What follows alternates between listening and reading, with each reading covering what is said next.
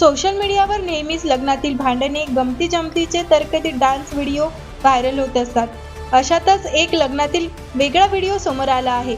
लग्नात पंडितजी नेहमीच दुर्लक्षित असतात, पण या व्हिडिओत पंडिताने वैतागून असा काही कारनामा केला की सगळे बघतच राहिले.